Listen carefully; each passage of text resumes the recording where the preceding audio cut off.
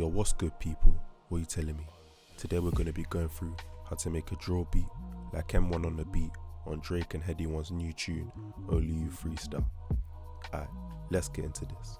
Okay, so the first thing you're going to want to do is to get down a chord progression. I'll just play it for you now so you can hear what it sounds like.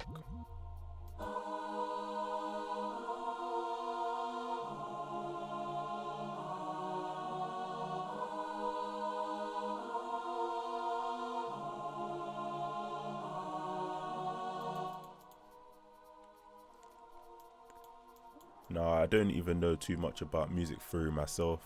I just click in the notes by ear. But if you want to get better at chord progressions, it'd probably be best to learn a bit of music theory first, because that way you'll understand how different notes relate to each other and how they create all the different chords that you hear in your favorite drill tunes. So essentially what you're going to want to do next is to add the drill hi-hats.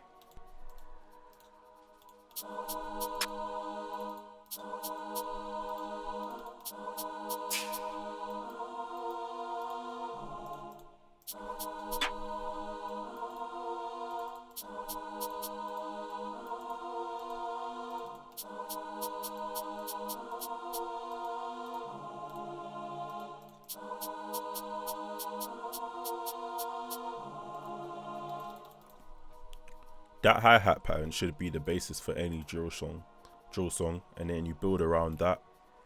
So I'm just gonna copy and paste this and drag this over here. But essentially, what makes drill sound so unique and different to other genres is this hi-hat pattern, because that's what adds the bounce. And after you get this pattern, then you can start adding more notes to fill in the spaces. But this basic groove is what makes the bounce of every drill song. I think that's why a lot of producers can't really get the bounce right, because they don't build upon this. They might try with trap hi-hats and then they don't get the bounce of drill quite right. But yeah, so essentially we're gonna want to fill in some of the spaces now, just to add even more bounce to the percussion.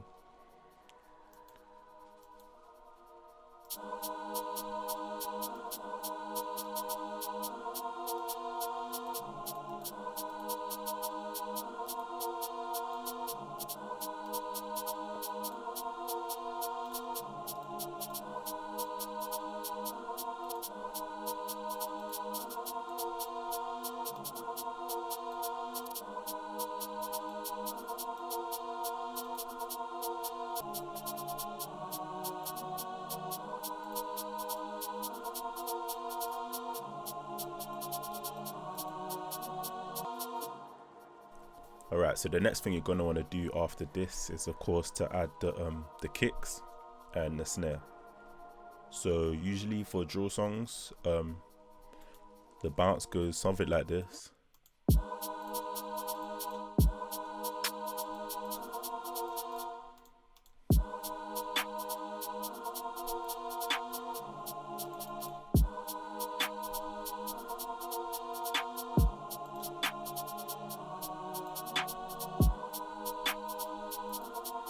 Obviously, it doesn't have to be this exact pattern or this exact bounce, but this is generally what a lot of the drill songs tend to sound like. Like, for example, you could do something like this.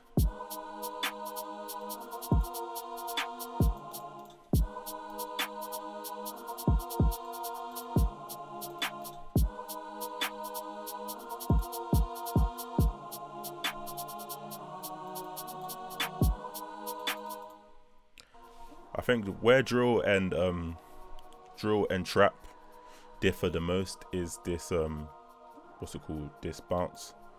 So for example, a trap song would go something like this.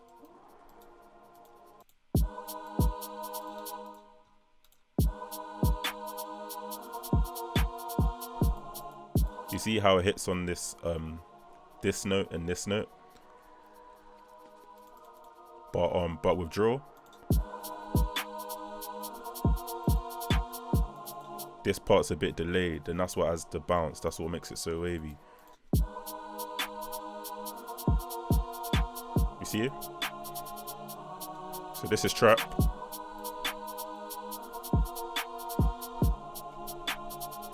This is drill.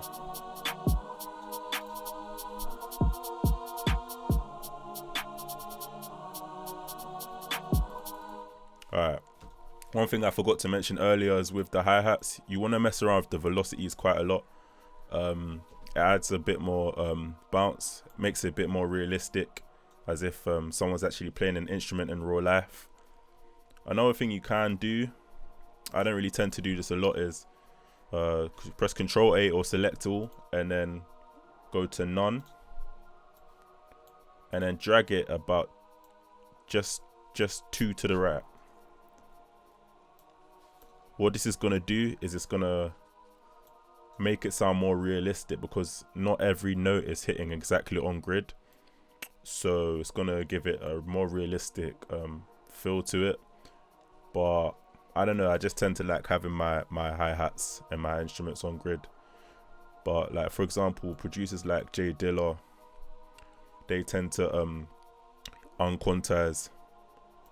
They tend to just play it in with the drum pad, and they don't really quantize it.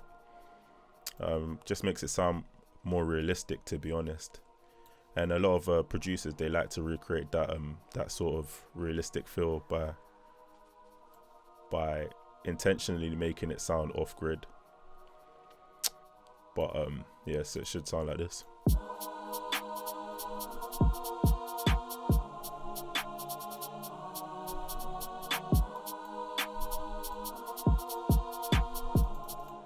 Alright, so next is the hi-hats. I think this, for a lot of people who just start out making drill, this can be like the hardest part for them to get right. But essentially, what you want to do is get down the bass notes first, and then focus on the slide notes after that. When you're first putting in the 808 pattern, you want to play at a high octave so that you can really hear what the what notes are hitting. And because when you play it down here, it's really hard to decipher like this note to this note. They all sound like kind of similar, but if you're playing up here, it's so much easier to decipher between the two different notes. And I've noticed that like a lot of producers, they can get their 808s out of tune because they try and click them in down here. But this is an easy way to make sure that all your 808s are on tune, just by clicking them in at a really high octave at first.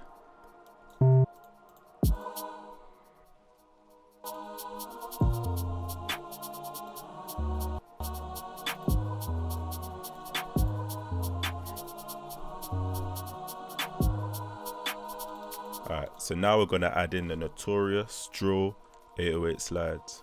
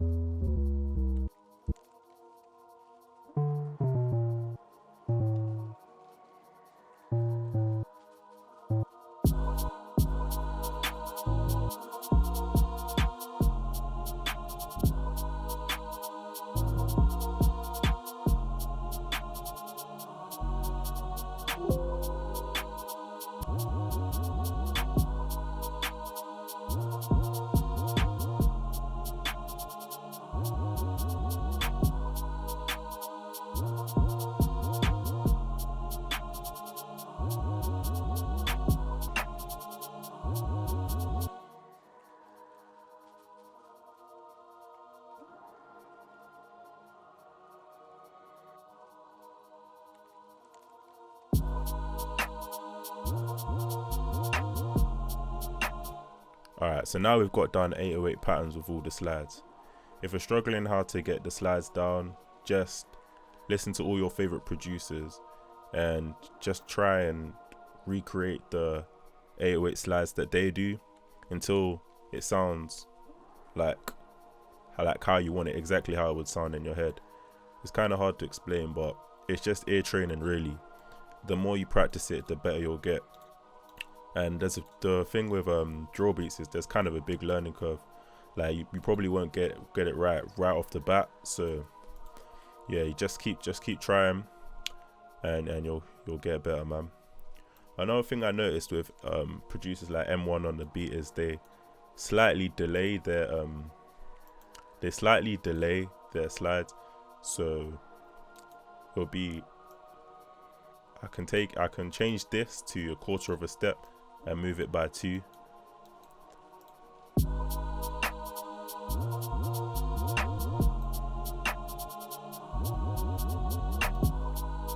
hear how it sounds a bit more delayed.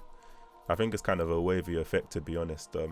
If you listen to that new song with Headie 1 and Drake, M1OnTheBeat's 808 slides are kind of mad delayed, and I think that's why everyone thought that Drake went off beat for a sector of that song, but really and truly the beat was off beat. It's kind of mad to think about, but yeah, man, that song was too hard. But yeah, this is pretty much it. We can add loads more percussion just to make it sound a lot more interesting. But as for the main pattern that will go throughout the whole song, this will be it. We'll probably create a variation of the choir and the 808s and everything just to keep it interesting throughout the entire song. But to be honest, you don't want too much going on, so you can leave space for the rapper on the beat. Because if you have too many layers, too many patterns, too many stuff going on your beat, then the rapper won't have any space to rap on, and you're gonna make a mad hard job for the mixing engineer. You're gonna make it mad hard for the mixing engineer to even make the song sound clean at all. So, and that might be why rappers don't want to buy your beat. So you don't want too much going on. I know it can be tempting to just keep adding layers and layers because you feel like you just want to go ham and you want the beat to be as live as possible, but trust me, like less is more. So yeah, I'm gonna arrange the beat, add some variation, and yeah, I'll play the beat for you.